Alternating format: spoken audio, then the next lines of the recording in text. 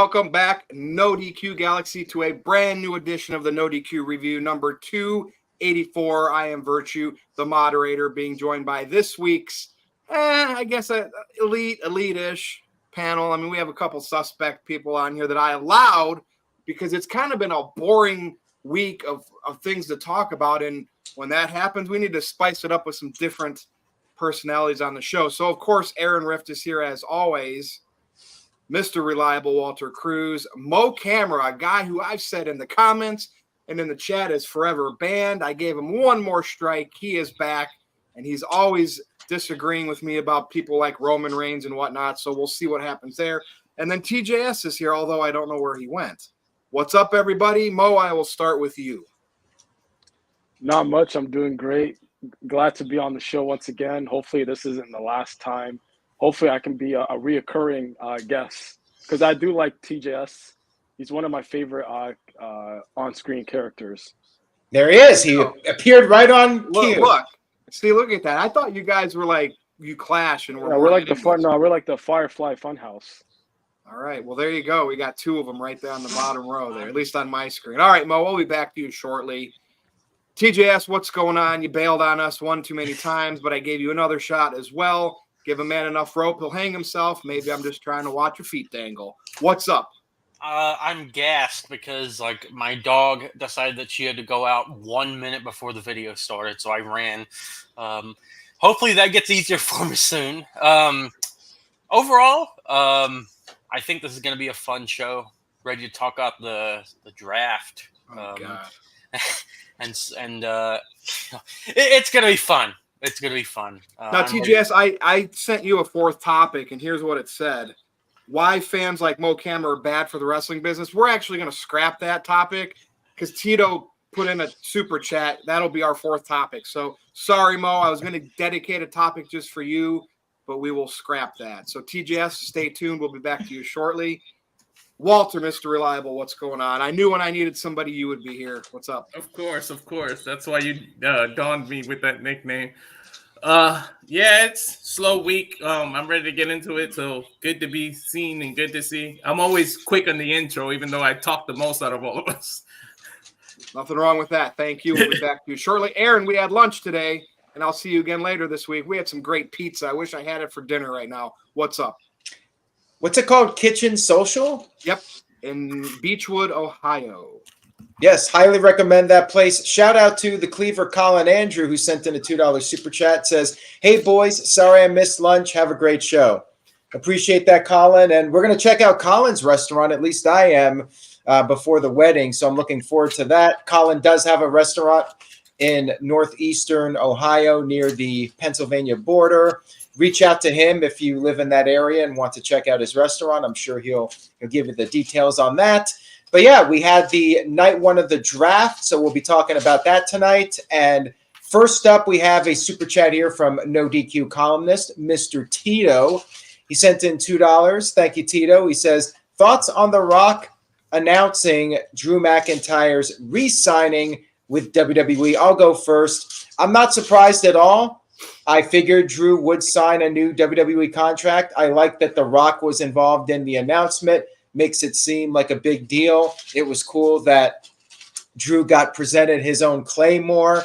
That was a nice touch. And yeah, I'm looking forward to more of Drew McIntyre in WWE. He's on a roll right now. And my prediction, he's going to be world champion sooner than later. Virtue? I never had a doubt he was staying there. I mean, and we're going to talk about some AEW stuff again. Who in their right mind, like Drew McIntyre, who was released from WWE, did his stuff on the indies, came back and finally got pushed, although it was bad timing. But he's having the time of his life. He's getting to kind of freestyle his promos with CM Punk, and it was a no-brainer he was going to stay with the company. And again, like you said, with The Rock kind of being involved with it on social media, however they did it with that Claymore and all that stuff, it does make Drew McIntyre seem like he's important if The Rock is kind of involved. So TJS, what do you think on good old Drew McIntyre? I'll bring back his other theme. I know everybody wants that, but I don't care. I don't care either, honestly. I don't know. I am glad. I mean, I don't want to overshadow Drew, but damn, I am so glad that The Rock is in I guess you could call this an executive role, right? He's on the board. So I think that's awesome. I think he's doing great stuff. And yeah, I'm happy. I mean, CM Punk versus Drew, that's what everyone wants to see. So I'm very glad that Drew's decided to stick around. And, I know this is just a report, so take it with a grain of salt, but it's reportedly a big money contract. So good on him. Love to see it. And I don't think I've ever been this invested in Drew McIntyre before. So he's doing great work. And like Aaron said, spoiler alert, I think he's going to be winning that title in Scotland. Yeah, I mean, that's a good opportunity for him. And again, WWE's the big leagues. Mo, what do you say here?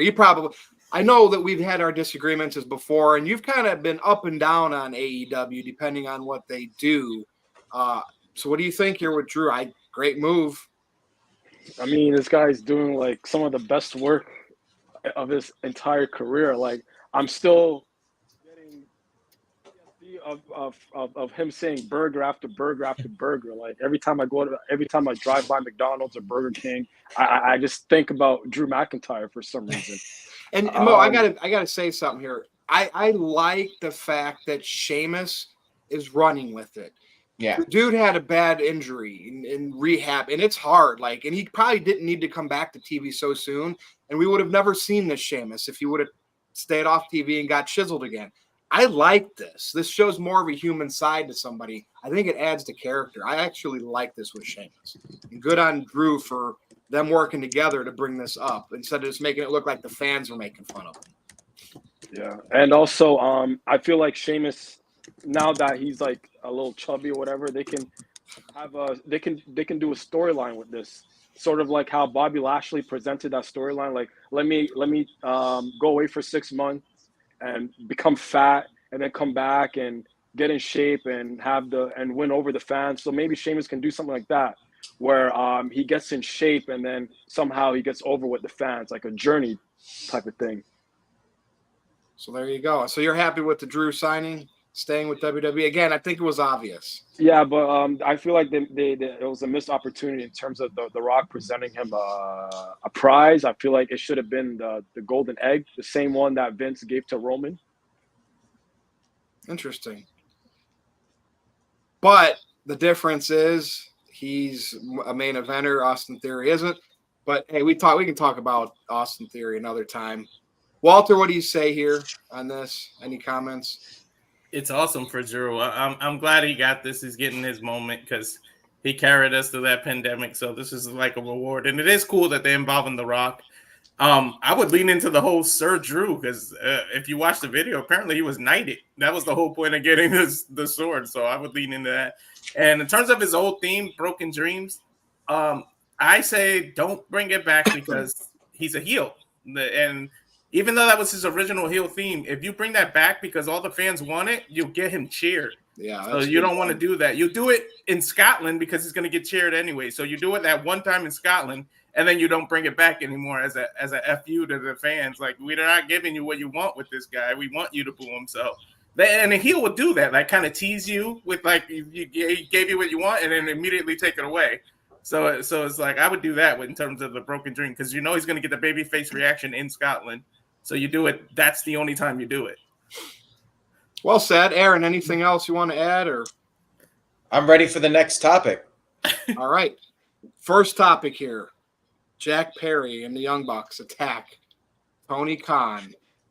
So I wouldn't even put this in the main event on Dynamite. And so first Jack Perry showed up and basically Tony Khan came out and embraced him like, okay, you're welcome back and blah, blah, blah, blah, blah. And then Tony Khan, right, he's been on TV before, but never in a role like where he would take a bump or try to get heat from a wrestler. And this is what happened. And then the Young Bucks, after the little sucker punch to the gut with the microphone, then the Young Bucks came out and did their little driver to him. And here we are off to the races with, and I actually called this a long time ago that this was going to happen similar to the NWO style.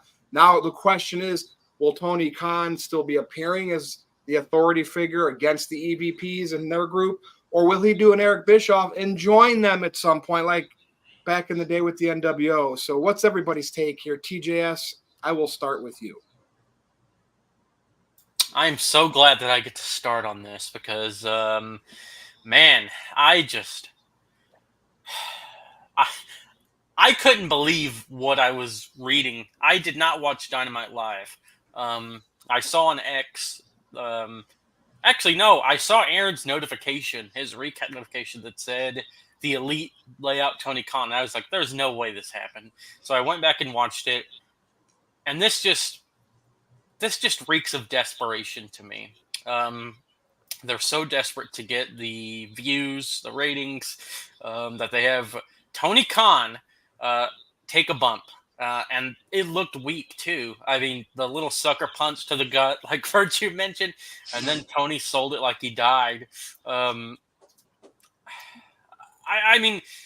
I've seen... Do you guys remember when Vince McMahon took the bump from Kevin Owens when Kevin, like, headbutted him and he was bleeding? Like, I get that because that's Kevin Owens beating up an old man. Like, but Tony Khan is what, like 40? He's just a skinny 40-year-old. And this didn't build any heat. This just made me laugh because it was so corny, I thought. The neck brace at the NFL draft and selling it. Now, look, we saw what Andy Kaufman did. Is this Andy Kaufman coming back reincarnated as Tony Khan, ribbing everybody? Like, you know what I mean? Because back then, and if that was way before, you know, the internet and everything, so it was a little more believable to casual fans that Andy Kaufman was really getting beat up. But, dude, Tony Khan, come on, at the NFL draft. And then somebody said he was dancing on one of their shows over the weekend with the neck brace on. So he's like really no-selling it. And those are the issues. You got to commit to the bit. You don't just do it. See, now it's parody. Now it's comical, TJS. Yeah, and I saw that he was like moving his neck. Like if your neck is hurt, you're not going to be like, I don't know, man. I mean, I'm interested to see what's next, but I just feel like this was lame. This felt like WCW, and I wasn't even alive for WCW. I've gone back and watched things, and that's just what this felt like, man. It just felt so desperate, and I don't know. I guess we'll see, but I feel like Tony Khan probably watched this back, and he was like, "Oh yeah, I took that bump like a champ." Like he takes himself too seriously to try to make this a parody, I think. So the segment gets a thumbs middle from me. I think that it was entertaining, but the execution was really poor. That's okay, fair.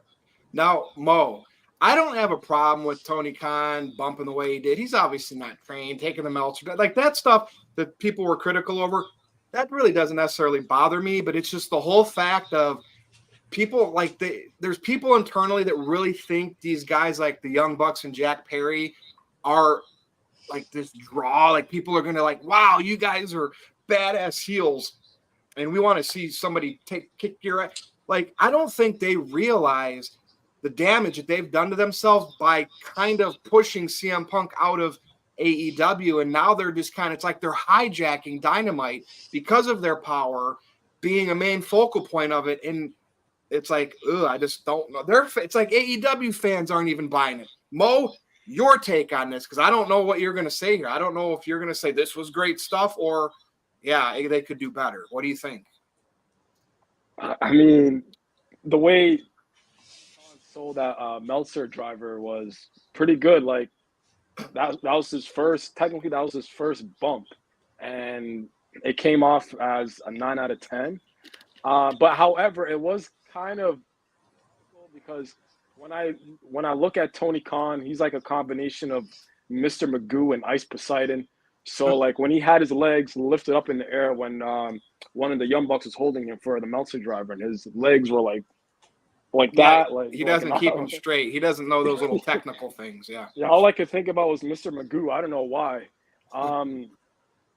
But you know, in terms of the neck brace, I feel like that's good. Like that's commendable because he's trying to keep kayfabe alive. Unlike The Rock, where he has a YouTube channel and he's breaking all kinds of kayfabe. Where he was in Gorilla during WrestleMania 40 and he was like cracking jokes with Cody and hugging Sami Zayn. But you're supposed to be in this huge storyline, but you're destroying kayfabe. So in a way, I give credit where credit is due in terms of kayfabe, where he kept on the neck bracing. I didn't see the part where he was shucking and jiving.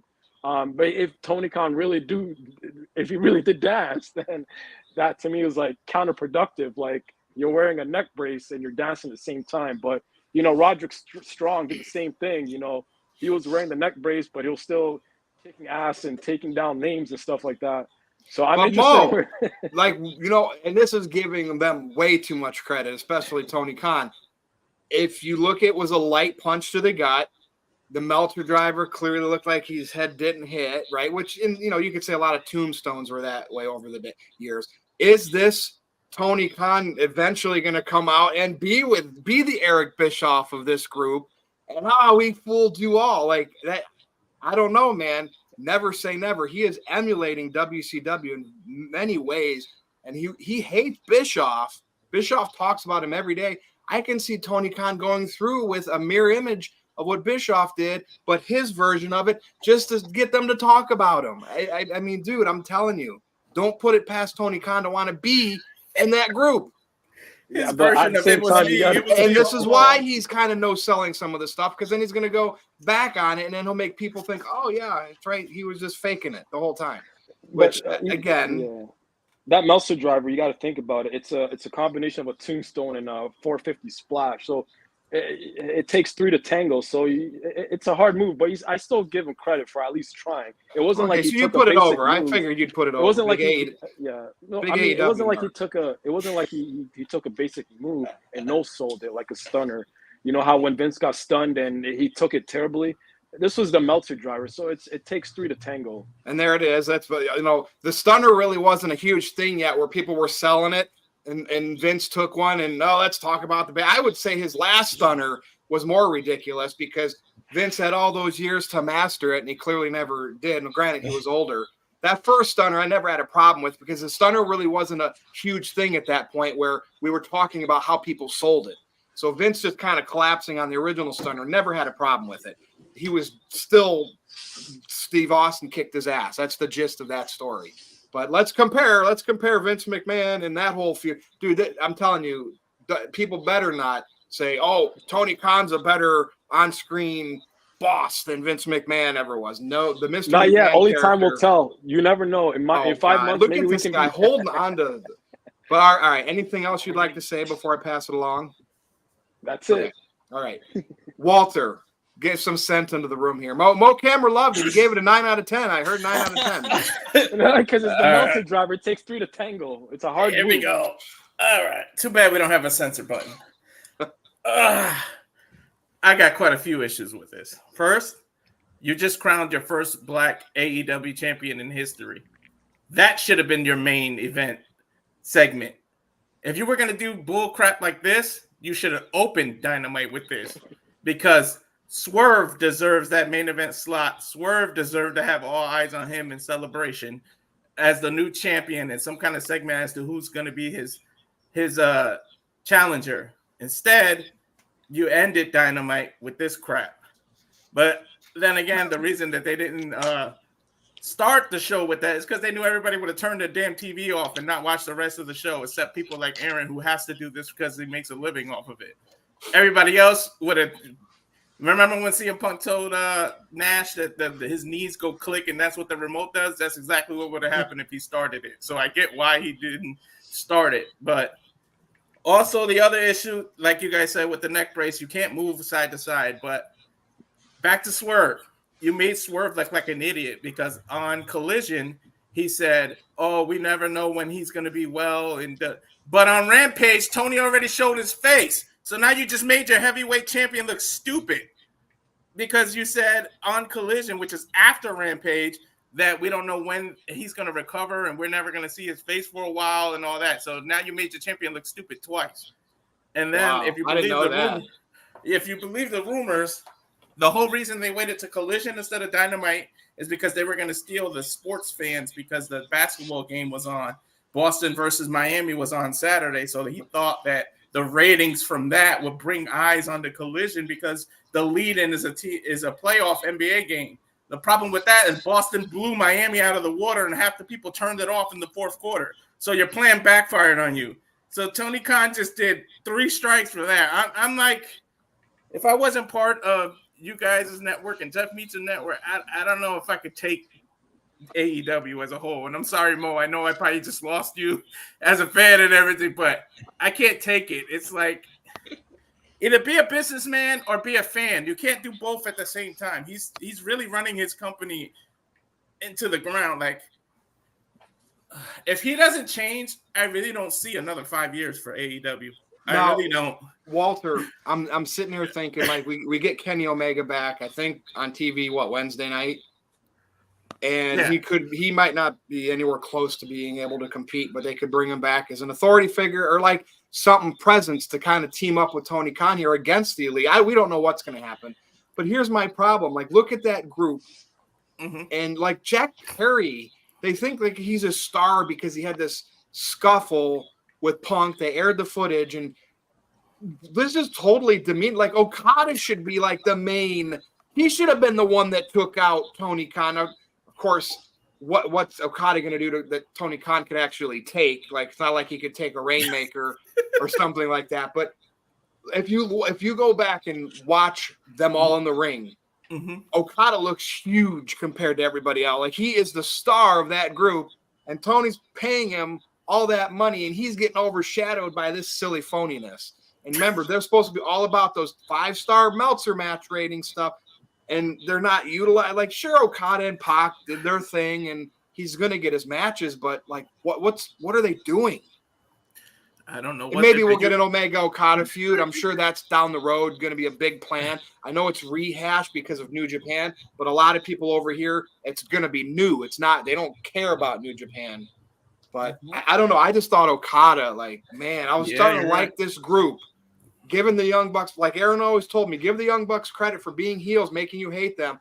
I was like, all right, I'm going to give this some time to cook. And then Jack Perry gets thrown in and does this with Tony Khan. And it's like, dude, come on. You know what else? After I don't know if it was on social media, I don't remember, or if it actually posted on TNT after credits, but everybody was backstage and they were talking junk about why they did this. Okada says nothing. Literally, it's Perry and the Young Bucks do all the promos, do everything, and Okada just kind of turns as they all walk away. He got no promo segment at the end either. It's almost like he didn't even want to be part of it. I mean, there's a language barrier, but I got to think he knows a little bit. I've heard him talk before. Yeah. So, I don't know. All right, Walter, anything else? I'm sure he knows how to say, show me the money, because they sure did that. Dude, and we could talk about Mercedes Moné, too. It's like, that ain't even worth it yet. All right, Aaron, what do you got here? All right, we do have some super chats here. Psychojet Black sent in a $2 super chat, says, bestseller, Tony Khan or Linda McMahon? I will say this. I think Tony Khan sold better than Linda. Linda was probably the worst of them all.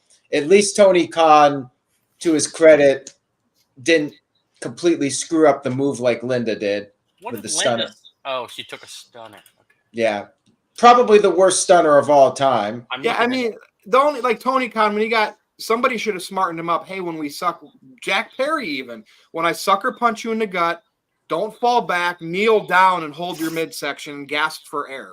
That's simple. He could have done it. It could have been done. So I can't blame Tony Khan. Those people aren't smartening him up to look better, to look just a little bit better. So it wasn't awful, but if there's any criticism on any of that, like, blame the people, the wrestlers who know how to, I don't know. Whatever. All right, we got some more super chats here, so I'll get to those. I did want to follow up on what the Game Is On 100 sent, because this was something I was going to mention. I do like what they did on Wednesday, and people are talking about it, which is good for AEW, possibly. The problem is that when David Arquette won the WCW World title, people were talking about that, and it didn't translate into viewership going up. We'll see what happens. We'll see if AEW grows their audience from this, or if people are just watching it and laughing at it. Now, what is a sign to me that people are laughing at it is what Tony Khan said during the NFL draft. He showed up. He was wearing a neck brace to sell the attack. And as the Game is on 100 pointed out, this made Tony a joke by wearing a neck brace during the NFL draft, saying WWE is Harvey Weinstein to their Pepsi. The NFL net guys were laughing, and that was priceless. Yeah, that is the key. Yeah. Like, when I watched that segment, Tony Khan was talking, and the hosts basically cut him off, and they were laughing, but I don't think they were laughing with him. I think they were laughing at him, and that makes me think that's how the majority of people that saw that reacted to it. Maybe AEW's diehard fans were like, this is game-changing. This is going to boost the numbers up. But I think most people are probably watching that and saying, what is this crap, Virtue? And he made a critical error. The Harvey Weinstein thing is one thing, okay? Dude, he just said his brand was Pepsi. Pepsi did have a surge in the 80s when Coke tried the new Coke stuff and all that and got up there in market share. But ultimately, Coke dominated them and is the number one pop today soda. And so you basically said you're never going to be number one in the long run.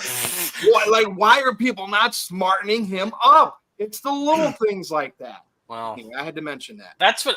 And I like Pepsi, but it's clearly not. Coke product for decades is the number one soda in the world. I mean, that's clear. And I know when you call yourself Pepsi, people like me that grew up in the 80s and 90s, I'm thinking, oh, yeah, you just called yourself number two forever. But anyway. Wow. Yeah, that's what I got out of that. So, real quick, to your point, Virtue, Walter White called his product classic Coca-Cola. He did not say it was Pepsi. So, yeah, you're right. Number one. And the other thing about smartening Tony Khan up, I feel like Tony Khan needs people backstage that say, Tony, don't do that. Tony, do not post that on Twitter. Tony, don't hit send. Tony, no, this is a bad idea. Like, I feel like he does not have anyone doing that right now, and it's crazy, man. TGS, was Tony Khan smart enough to say the Pepsi thing? Is that a shot at Punk? Was that why he did it? Say Pepsi. Yeah, maybe. I mean, they aired the footage. This just goes back to desperation. I feel like they're just so desperate for views. It's embarrassing. Well, we all know what happened this week. Oh, it was the NFL or the NBA playoffs. I don't know. Oh, did the numbers come in? 683,000 for Dynamite. Ooh. Aaron, all right. Aaron, back to you before we move on. Well, I mean, they did have the competition, and apparently Warner Brothers Discovery was happy with the numbers despite them being one of the lowest of all time. And also they had some audio issues. I wonder if the audio issues played a role because it was not completely unwatchable, but it definitely hurt my enjoyment of that first hour with the echoing, and sometimes I couldn't even hear what was being said, like when Serena Deeb was out there talking, like I could barely hear her whatsoever. But yeah, we'll see if the numbers go up over the next couple weeks. Then it was a success. If they continue to go south of 700,000, then yeah, they're going to be in trouble. I mean, dude, if they can't go up from 683, oh God, like that should be a given that they're going to clout. Oh, we're up from last week. Yeah, Walter. Guys, correct me if I'm wrong. Didn't Tony say he would never be an on-screen character? Like, didn't that come out his mouth or his fingers on But Twitter? He's been on TV before. Remember the TNA promos? He has been. He said he bought Ring of Honor. He's already been an on-screen character. Yeah. This now he's getting involved. I mean, he was out there when MJF called him a mark. So like this isn't new. We've seen this coming, but now he's taking bumps. Listen, I think he should not be on camera at all and not even be a factor except for behind the scenes. I mentioned this on my Dynamite recap. I think now's a good chance to have Kenny Omega become the new figurehead on screen for AEW and be like the president type role, just because he's a better performer than Tony Khan and let Tony Khan run the business behind the scenes. But I don't think he should be doing the media scrums. I don't think he should be doing the appearances on the NFL Network. I think he should just stick to being a behind the scenes personality and not coming out there during the shows and acting goofy. Like it's not helping the brand. I think you gotta you got to look at it from a PR standpoint and try to save the reputation of the company so it's not a complete laughing stock. But let's get to a couple more super chats here. Psycho Jet Black sent in $2. He says, "Hey TJS, will you take my order at the drive-thru?" Hey, if you keep up those super chats, the only thing I'm going to serve you is a knuckle sandwich. Whoa. Ooh, wow, TJS with a backbone. I like it. You're bringing out the attitude in TJS. He is the attitude of no DQ after all. I am getting hungry though, Aaron. I was talking about that pizza, talking about food. Psycho Jet Black sent in another $2 super chat. Says, "Should Tony Khan have bled from a chair shot?" Hey, give it time. It might happen on a future episode of Dynamite where Tony Khan gets busted open by the Elite. Did you imagine that image on the internet? A bloody Tony Khan, like, oh, we didn't talk about Shad Khan coming out being so concerned. Super Mario. Now he's getting out. Now he want. Oh my God! He's gonna take a bump next. That mustache. Hey, Psycho Jet Black. That mustache is more over than EC3. Listen. Regarding Shad Khan, and he's always been that quirky NFL owner. He always had the funny hair and all of that stuff, the mustache when he'd show up in the sidelines of the Jaguars game. But what I took away from all of that was Shad. I've never that father loves his son more than anything in the world. To give him $100 million plus to run a wrestling promotion and now show up on camera as part of this kayfabe. He really loves his son, man. That's family bonding, and I won't take that away from those guys. I just wanted to point that I'm putting that over, just putting that out there. That was my first time actually seeing Shad Khan, and he resembles Saddam Hussein perfectly. I was going to say that, but I stayed away there. I did the old Super Mario. Hey, Super Mario, what happened to your hat? Well, that mustache is something else. Like he's got the mustache game for sure. Psycho Jet Black sent in a $2 super chat. Says Tony Khan should have taken a brain buster. Again, give it time. He might be getting beat up more often. Maybe they'll make this a regular thing. Dude, I want more Shad Khan. I take more Shad Khan on camera, even if he never said anything, just to stand in the background with facial features. Yes. I'd pop for that all. That could be an ongoing thing every week. I'd want to see how does he show up, even if it's backstage. That would be great. But hey, maybe he showed up for a reason. Maybe he's going to be the guy that announces Kenny Omega as a new, I got to protect my son, and Kenny Omega is going to come and help him out. Like, we don't know, but that would be interesting. But who's more over, Vince McMahon's mustache or Shad Khan's mustache? Who's more over? Shad. Mustache Mountain. Yeah.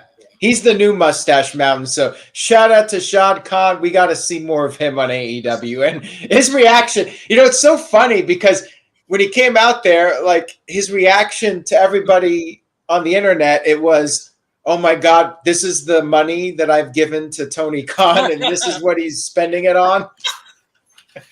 Shad probably thought it was a shoot. He didn't know this was an angle. He might have felt that way, but it was pretty funny. And what about who was it? Chris Statlander, who was smiling like in a photo. They're all looking at Tony Khan on the mat, and Chris Statlander's there with a big grin on her face.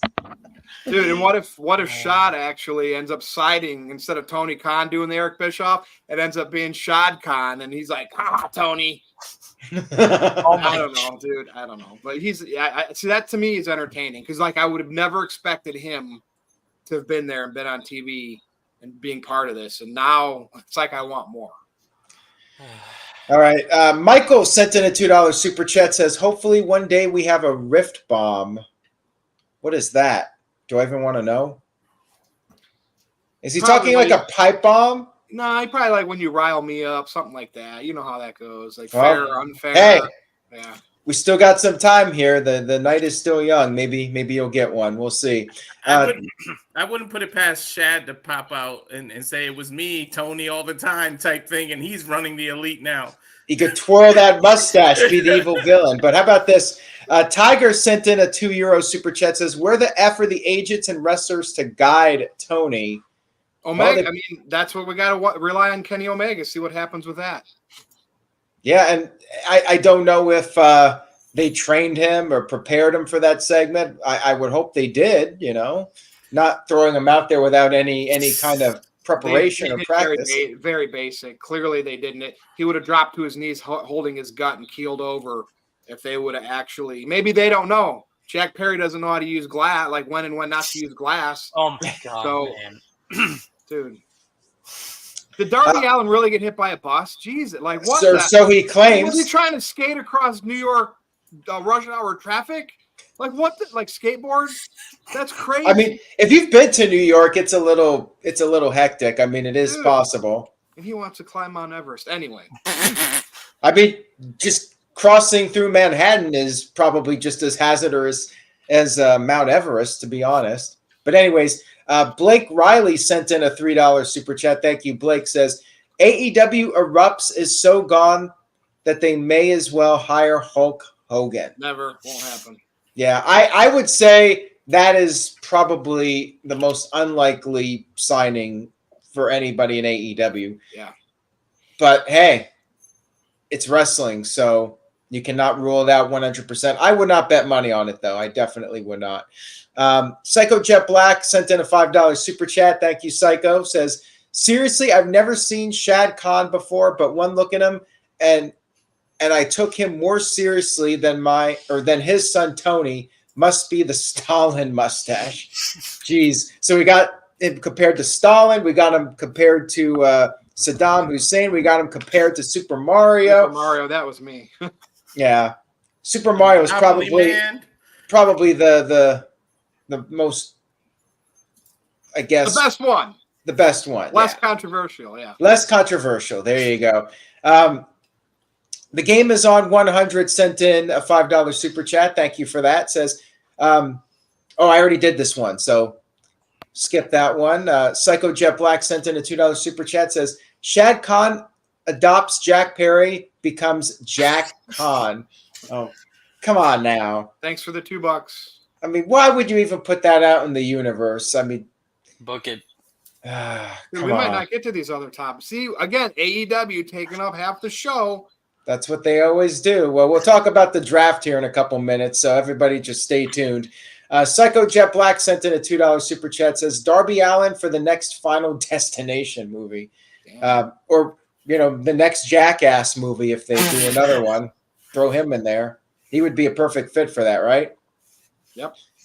All right, and Blake Riley sent in a $3 super chat. Thank you, Blake. Says, I'd rather watch Nia Jax over Tony Khan. What is this Nia Jax hate, man? Well, my hole. People will never get over that. That will be her career highlight. The my hole. Yeah. Tell me when I'm telling lies. Anyways, we're caught up, Virtue, with the super chat. So I guess we can move past AEW now. Here's our little filler topic. So it can even be somebody that's currently on TV, but there has to be at least one or two people that when they're gone, my answer. I might have to, but when they're gone, it's just you're deflated from wrestling. And when they're gone in the sense of not being retired, but they're going to come back and have some future matches and programs, but that you really just miss. And again, it can be somebody that's currently on TV, but who, when they're not on TV, whether it's vacation, injury, personal, Rhea Ripley's a candidate, Roman Reigns is a candidate, but who do you miss the most? Mo, I'm going to start with you. Like, me, when Roman's gone, even when he's doing it and he takes his several weeks off before his next appearance, I get deflated. Like, I don't care. I'm that invested in watching him from years and years of supporting him, right? Who is yours? There has to be somebody. Man, I miss Charlotte Flair so much. Okay. God damn. No, I'm joking. I actually miss I'll But you should miss Charlotte Flair. But go ahead, carry on. No, but all jokes aside, I actually miss Bray Wyatt, and I'm being serious. Ever since he passed away, my interest level went from 100% down to a 50%. Wow. And to me, nobody can replace him. Nobody can strap his boots or anything like that. So let me ask you this: with these little teasers that they're doing again, with could be an Uncle Howdy, is it are you just kind of does it sour you because it can never be him? It's like the whole Breaking Bad. They tried doing it with Better Call Saul, but to me, uh-oh. it just didn't Aaron do it for likes me. those It's like a cheap spin-off type Oh, thing. wait, I've never been a did fan you- of both Dallas. Better Call Saul is Oh man, look! I told you something was going to erupt tonight.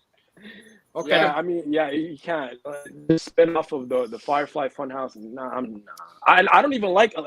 Did I like say that, Aaron, before? Like, I cannot stand Alexa Bliss, especially. I don't know if it's because of her neckbeard fans who are just stay at homes and doing whatever they do with their hands. It's just she's overrated. I'm sorry. I never seen the hype. She can't wrestle. Her fans are weird and creepy. I don't know. I don't like Alexa Bliss. Okay.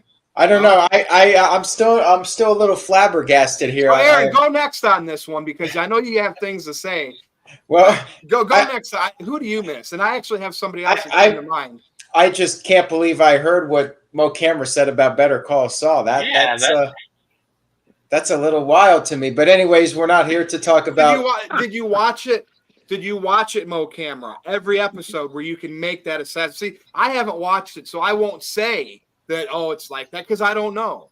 Oh, I See, I like Breaking Bad because it was action, cliffhanger after cliffhanger. But Better Call Saul, when I started watching, it was just too much dialogue. They were using these big ass words I didn't understand. It was going over my head. It was like it was too much dialogue and too much thinking required for that show. There you go. All right, Aaron, go ahead. You can go. Well, my wife would very much disagree with you. She likes Better Call Saul more than Breaking Bad. Me too. Yeah, I'll try. I'll give it another chance. Look I am in Saul Goodman's office. That's my background. Maybe when you're a little. How old are you, Mo? If I don't mind asking. I'm 29. Okay, so you're relatively young. Maybe 5-10 years from now, you give it another shot. You know, little bit more wiser. You know, we all get older, we get wiser. Maybe your tastes will change a little bit. I just have to use a dictionary while I'm watching it. That's fair enough. I mean, I feel that way for some shows. So I mean, you're not alone. Nick B said it's a slow burn, which I do agree. But anyways, let's get to the topic here. So I'll keep it short here. I got 4 picks. Rhea Ripley is one, MJF, Roman Reigns, and The Rock. Those are my 4. Those are the guys that when they're gone, their absence is felt. Everybody else, I mean, I like a lot of people on WWE's roster and even some of the people on AEW's roster, but for 90% of the people there, if they disappeared, the show would go on. It wouldn't make that much of a difference. You know, there's CM Punk. I forgot CM Punk too. So there's 5 guys right there that are real needle movers and legitimately are difference makers. Everybody else. That's how I feel. I forgot to add after Bray Wyatt. I do miss The Rock. I do miss CM Punk and MJF. Yeah, I mean, I miss Bray Wyatt when he was actually at his peak as a performer doing matches and, you know, not just doing the Firefly Funhouse segments or whatnot. Unfortunately, we really didn't get to see him do much when he returned.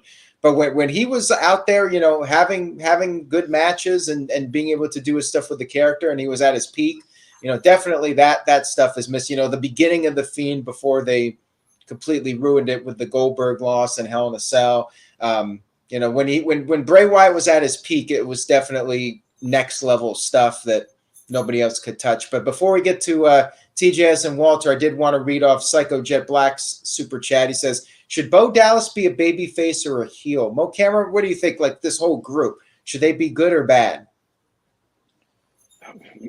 They're going to get that pop, that instant pop. So they might be a face for a couple of weeks and then maybe transition into a heel. But it's very hard to predict. It's very hard to predict. And maybe we can get TJS's thoughts on this in a second. Psycho Jet Black also sent in a $2 super chat and said, hot take, Alexa Bliss is better than Liv Morgan. Well, that is definitely a take.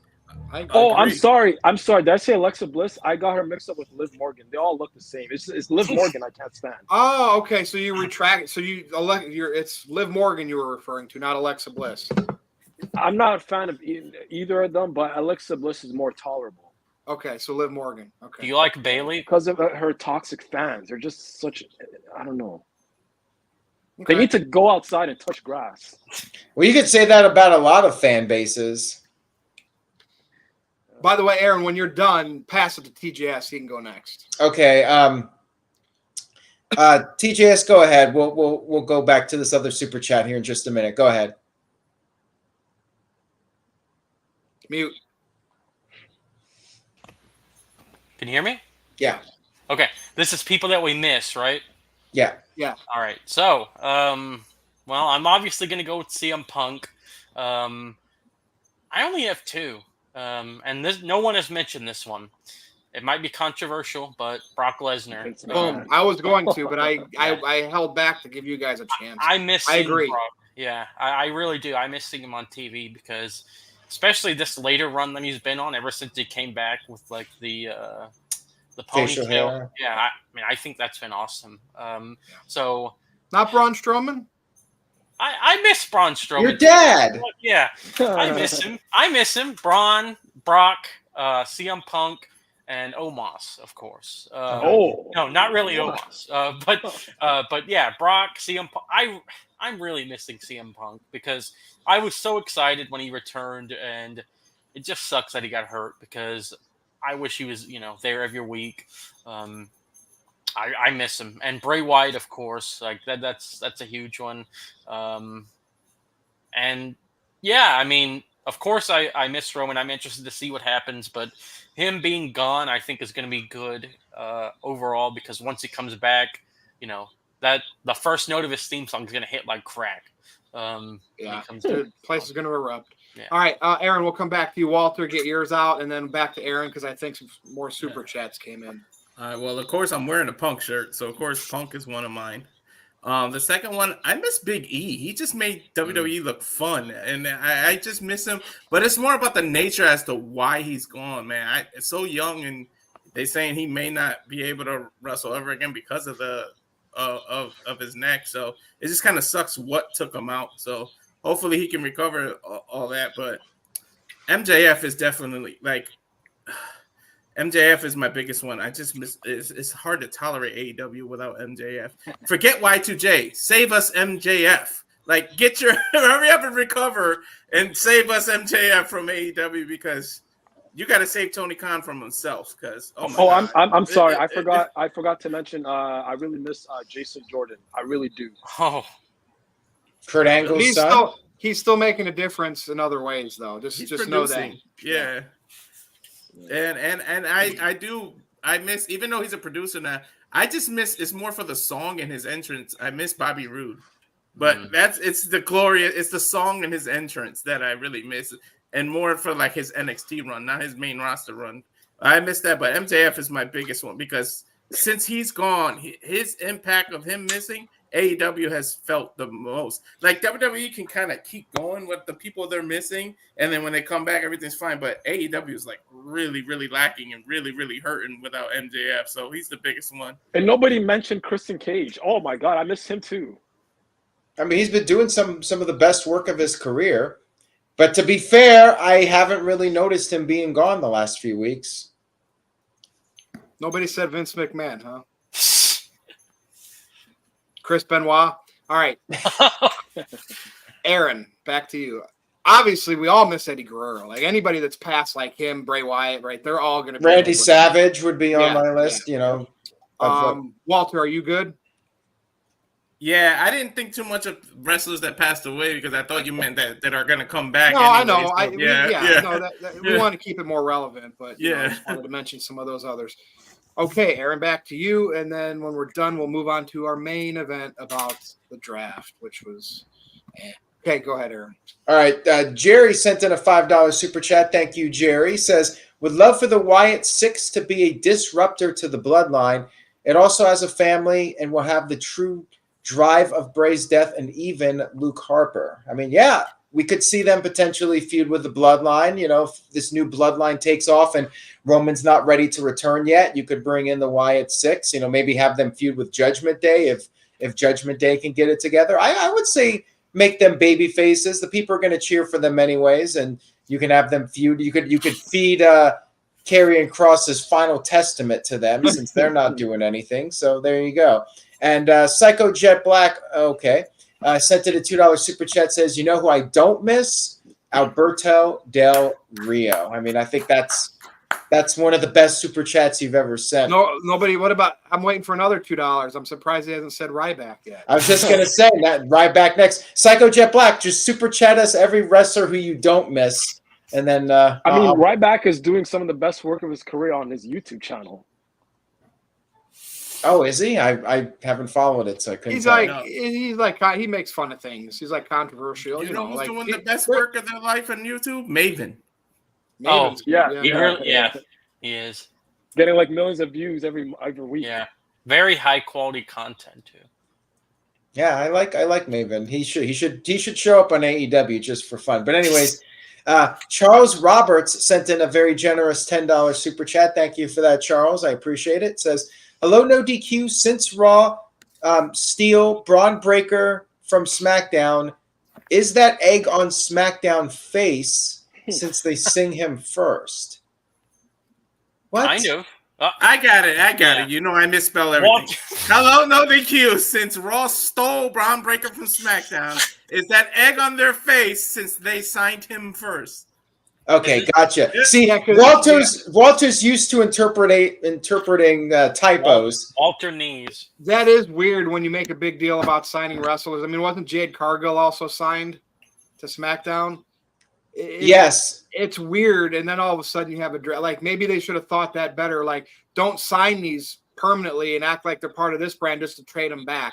We're going to talk about that, Aaron. Like, the whole first night of the draft, like, there was just so many weird things. I mean, there's a lot, Charles, that we could talk about. I think the whole thing really doesn't make too much sense, but we're going to talk about that. Thank you for the super chat, Charles. And Psycho Jet Black sent in $2. Thank you. Says, seriously, I don't miss Shane McMahon. I really don't. Like, Shane had his run, and then he came back and got hurt. You know, it is what it is. I don't really miss him either. And Mr. Anderson sent in a $2 super chat. He misses Mr. Anderson on his television. I really don't. Like, he was entertaining for his time, but he kind of cooled off, and that was that. And then Psycho Jet Black sent in a $2 super chat. Says, I do miss Mo Camera's eraser head hair. What? What's he talking about? I'm lost. Mo, can you explain that one? Maybe he's trying to insinuate that I got a big forehead. I don't know. Yeah. Psycho Jet Black, what are you doing here, man? Some of your super chats are brilliant, and some of them I'm just like, what is going on here? Not even sure how to react to that one. But anyways, Virtue, I think it's main event time. Some people would say his super chats are WCW 2000. Yes. All Mixed right. bag. Main event time. We're going to recap or talk about our feelings and thoughts for the first night of the draft on SmackDown. You know, somebody mentioned Braun Breaker to Raw, Carmelo Hayes to SmackDown, but what really happened? I mean, Triple H prefaced it by saying, you know, part of the draft strategy is keeping what you got if it's working. And it's like, they just need to do away with this whole concept. And of course, we got night 2 on Raw Monday night. Maybe they'll have a few more shakeups, but just very, very uneventful. I hate the brand split. I wish they would tackle this differently, especially when certain wrestlers do go back and forth throughout the course of the year. Walter, I'll start with you first on this one. The boring, I mean, I remember I said it's the summer of boring, and this draft really, really is putting an exclamation point on it. Now, we still have to see what happens on Raw. And if anything good happens on Raw or Dynamite, we'll come back as soon as Thursday night and do a special NoDQ review. It's up to my discretion. But I'm not feeling pretty good about it. What do you think, Walter? We all praise Triple H when he does things right. But I got to say, I don't know what the hell was up with this draft. It pretty much was 3 or 4 moves, and then the rest was everybody staying on the brand that they were on already. That's basically what it was. So I just don't get it. And the whole having Hall of Fame people announce it, I missed the computer, like selecting it and everybody showing their faces and that music and then somebody popping up. It actually made it feel random, even though we know it wasn't. It made it feel more random. And then also, I would fix it. I would wish NXT would be part of the draft, as in they can draft people from Raw and SmackDown to NXT, not just be called up from NXT to Raw and SmackDown. That freshen it up somewhat, or just get rid of the whole thing, because the inside ha-ha joke is what brand split? There is no brand split. Like, unless you're gonna go back to the way it was in 2002, because that's what I thought they were gonna do, because they kept emphasizing that the champions stay still. So I'm like, why didn't you go back to like 02 format where only the champions can be on both brand and actually make it a real brand split? But it just makes no sense. Like, hopefully Monday is a hell of a lot better, but yeah, this made SmackDown boring, and SmackDown was on fire prior to WrestleMania and all the Bloodline stuff, and it's like, now Rock's got to make a movie. This is disappearing. So you called it. You said Summer of Boring. You really called it, Virgin, because it started right with this draft right here. So it's still spring. It's still spring too. It's like, exactly. It's the spring of boring, and it's gonna spring leads to summer. So hopefully, Punk coming back and the people that we said missed that actually can come back changes the trajectory of what's going on. But yeah, I don't know what to do with the draft. You got to sit around like we're doing now and just really contemplate. It's like a filler show. They're like 2 filler shows when all they don't have to even have a draft. They could just say, hey, we made some changes, some swaps, like trades. But doing this filler stuff, it's like having a King of the Ring tournament on TV. Yeah, like just to kill TV time, like, you know, and then it's somebody like Xavier Woods wins it. Nothing against him, but you know what I mean. I'll give them credit that they're doing it here as opposed to like 1 or 2 months before Survivor Series, and then we're supposed to believe that they bleed blue or bleed red and have that whole thing in Survivor. That was really stupid. Like, what are you talking about? Last week you were on Raw, and now you're all bleeding blue. Like, shut up. Like, that's basically how it was. Like in that 2007-ish, 8, and all the way to like what was it, 2013, that it was always Raw versus SmackDown. Then they stopped like 4 or 5 years ago. So like at least it's not that. Well, thank you, Walter. If anything else comes into your head, raise your hand. I'm going to go to TJS now. I think he's going to say he loved it. This is great because I'm enjoying the rosters the way they are. So they're keeping them the same. Now, what do you have to say? TJS. Can you guys hear me now? Now, yeah. I don't know what's... Okay. Well, all right. About this draft. The thing that bugged me the most, Aaron mentioned this on his SmackDown recap. Why did they pick Jey Uso first over, like, Seth Rollins, Braun Breaker? Why would you pick Jey Uso first? I don't get it.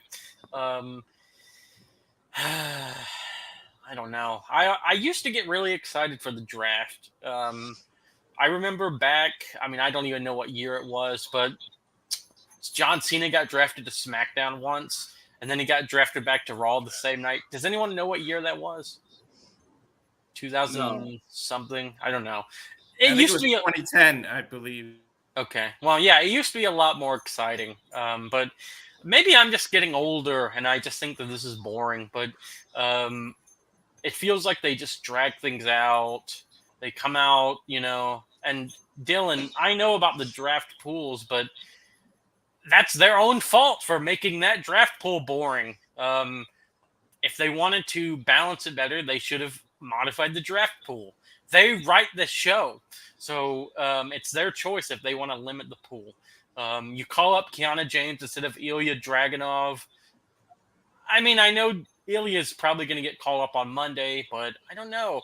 It felt so flat to me. And I watched this whole show on the treadmill, by the way, and I was still kind of like, man, this sucks.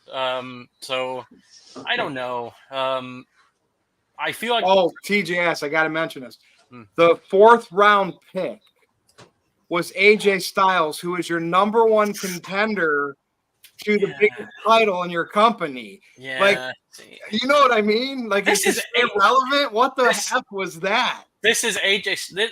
You know, if you were talking real sports, you would probably be drafting the All-Stars first. You wouldn't pick. You wouldn't pick. I mean, Jey Uso is okay, but he's not AJ Styles or Seth Rollins or anyone like that. He went over Randy Orton too. Yeah, yeah.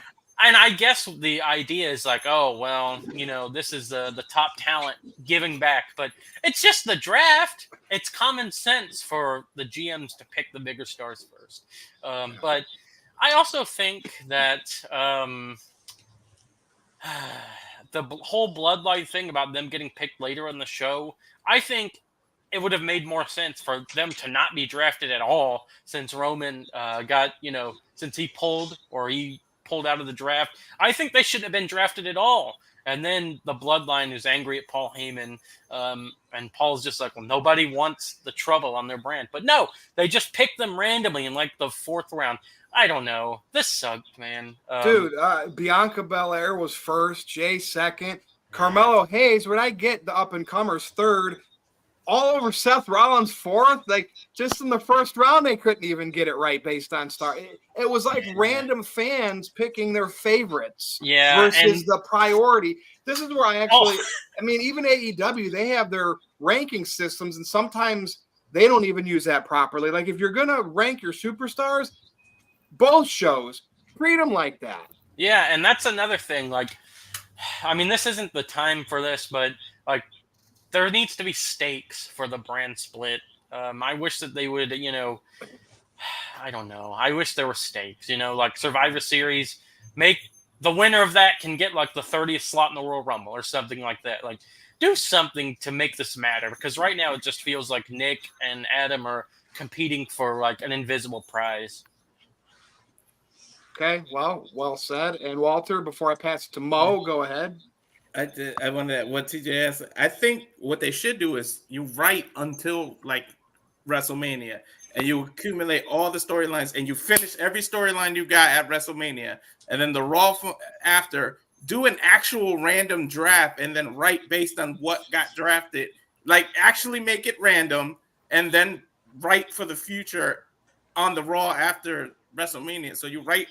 Oh, because I know you write ahead of time, so you write to make everything stop by WrestleMania. Hit the reset, see what a computer or something actually drafts, and then write for the future based on those drafts. Like that would make something. Then you bring a little reality into it. Dude, if you're gonna do these, you gotta strategically make it make sense, and if not, then don't do it, and just do where the two GMs get together and it's like a negotiations, trading, swapping. Maybe some become free agents like the Roman Reigns thing, but not this. A draft is done by talent, and it just doesn't make sense. Or didn't you mention this way back, Walter? Like if they do these drafts, swap the main roster people with trades, but only draft X amount of rounds, but draft the NXT, because like in real sports, you're drafting the minor leaguers up to that would be too hard because they're not going to promote that many. So how many rounds would there be? Yeah. But like that would be the only way to make it make sense. But okay, Mo, I'll let you go on this here before we pass it to Aaron. Man, before I forget, I just want to do an honorary mention here. Braun Breaker, horrible theme song. Like, what did they do? Like right off the bat, like yuck. They just that. I don't care what anyone says, but a theme song is what makes a superstar. And that song that Braun Breaker had before was excellent. I don't know what this is. This is Death Rebel or whatever. So my first impression of the draft was, I'm like, is Vince McMahon back? I mean, it was so mid. Like I had like very high expectations because now this is the Triple H era, and it was just missing that spark. Like I remember, like I'm old school, so I remember like back in the day when Batista was world champion and John Cena was WWE champion, and they switched shows and stuff like that. The first round was just missing that element of surprise. Like the majority of the people stayed on the same brand.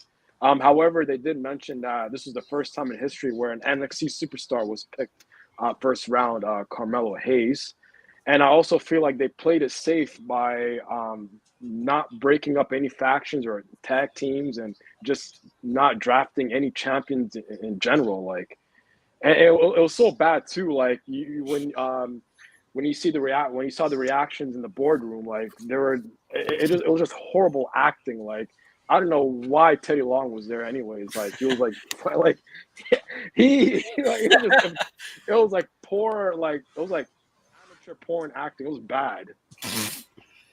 Yeah. That's all I have to say. That was my pipe bomb. Yeah. Okay. Yeah. And again, it just wasn't. It was time filler. It's let's kill 2 episodes of SmackDown and Raw, and then we'll move on. Go ahead, Aaron. Some super chats came in, I know. All right. Michael sent in a $2 super chat. He wanted to point this out, Walter. He said the networks will never go for random picks. I mean, it's not actually random. Right. No, I mean, he's talking about my idea, but I mean, yeah, but it's fantasy booking. Yeah, it's not actually random. Like back in the day, that wasn't actually random. They just set it up to. Yeah. And some people are upset that Baron Corbin and Braun Breaker are on separate brands. Michael brought this up with a $2 super chat. Thank you for that. Yeah, they were an entertaining tag team in NXT, but, you know, on the main roster, they're trying to make Braun Breaker a single star. I think he should have come in sooner and maybe have been Gunther, but they went with Sami Zayn. It is what it is.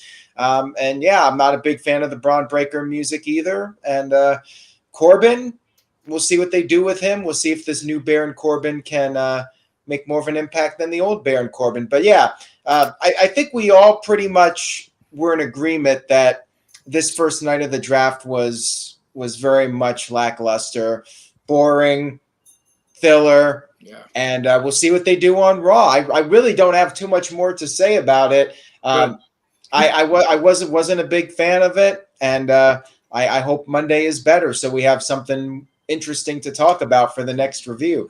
Now, Michael sent in another $2 super chat, says, actually, Finn Balor in 2016 was drafted in first round. Is that what it says? Yes, first round. I'm not sure what's up with that text there. That's a QR code. Oh, weird. Howdy. Yeah, I mean, when the QR code is the most interesting thing about your television show, I think you got a problem there. Actually, the highlight for me was when the fans were chanting, "We want tables" at the Dudley Boys. Yeah, I mean, the Dudleys was one of the highlights. I mean, there were a few interesting things, but not much. Yeah, it was a 2-hour show, and it felt like 1 hour and 55 minutes of it was a waste of time. But yeah, we'll talk more about the draft this week, and we'll see what they do. Stay tuned to NoDQ.com for the latest. I got nothing else on it, Virtue. Okay. Walter?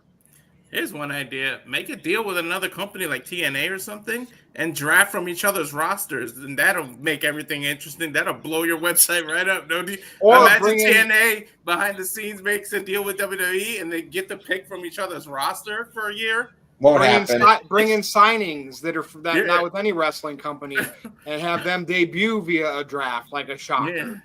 But whatever. I don't have anything else to say on it either. We'll see what happens on Raw.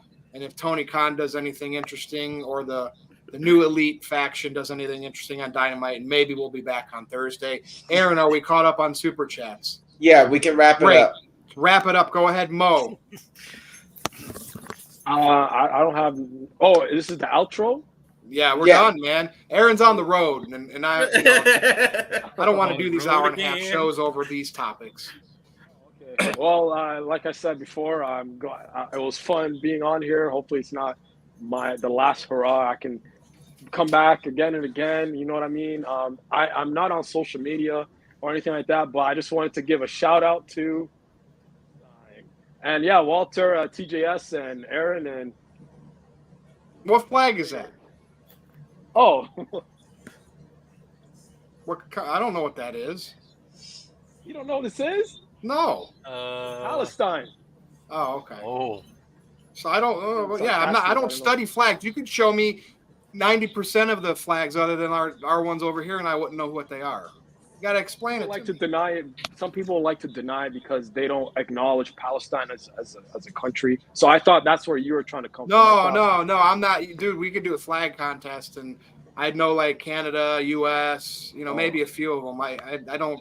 That was one thing I did. I studied numbers, okay? But anyway, thank you for being on. And no beef, by the way. I just want to make it clear. There's no beef between me and Virtue. It's all kayfabe.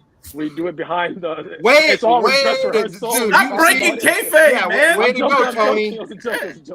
Way to go, Tony. All right, TJS. Mo, if you keep breaking kayfabe, you might be in a neck brace for the next show. Whoa. 20 minutes to memorize that line. Holy shit. I'm just kidding. Mo's a good guy. It was good being on. glad to be on. Sorry for missing the last few shows, but happy to be back. And X. And he looks forward to screwing us in the future. You're not sorry till you send those super chats. He's the Sid. He's the psycho Sid of no DQ. I have half the brains that you do. Pretty much. Oh, seriously though, thanks for having me, guys. It was great being on. Mo. No, you just show up half the time that we do. Oh. And Aaron, you have to watch 3 from Hell. You have to watch 3 from Hell. Gosh. Baron, yes, please do that. Thanks again, guys. Looking forward to, is Backlash next week? It's the night of Yes. my wedding, Saturday night. Wow. Okay. Wow. May the 4th be with you. And the 3rd. Okay. Well, that's all I got. Just Okay. X. And again, thanks for having me, guys. Have a good week. Take it easy. Thank you, Walt. Well, thanks for all having me as always. And again, congratulations, Virtue, on getting married this weekend. Oh, yeah. Or next weekend, technically. But yeah, follow me on the socials and on Twitter. I'm at Walter Alex Cruz, Instagram at Calfire Farms, and of course the Rage of Wrestling YouTube channel. And a thought just popped in my head: you need to draft Jim Johnson's ass back because that music sucks right now. Or here's a thought: bring in some more. Like they clearly will pay licensing. You know how back in the day, bring in like some more Salivas. Now I know. Or the lead singer from Saliva, who's not with the band anymore, bring him in. I'm sure he has a lot to do, and he'll make songs for you. Or anybody that has. Why'd they get rid of CFO? I love CFO. Them. Yeah. I mean, anybody. Bring them back. But Or give the wrestlers an option to pay for their own. If they want to pay for like a year or something of getting their own theme from somebody, let them be able to do it. Do something, because this music is horrible. But anyways, thanks for having me again. Yeah. All right. You're welcome. Go ahead, Aaron. All right. So Psycho Jet Black sent in $2. Thoughts on Jason Goes to Hell? Second worst Friday the 13th movie after Jason X. But hey, I actually like Jason X better than Goes to Hell because at least it was Jason.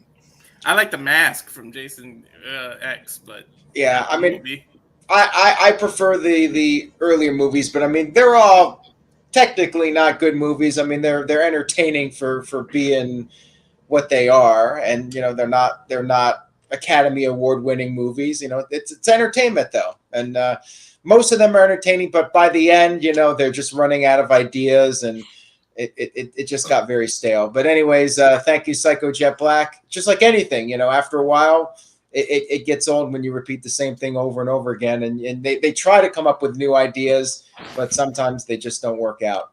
Psycho Jet Black says, who would you rather fight, Shad Khan or Ox Baker? I don't know. That mustache is something, you know. It might have some supernatural power, so maybe I would fight Ox Baker over Shad Khan. I'd rather fight Shokan in Mortal Kombat. How about that? There you go. Thank you for that, Psycho Jet Black. Virtue, we're caught up. NoDQ.com. Stay tuned.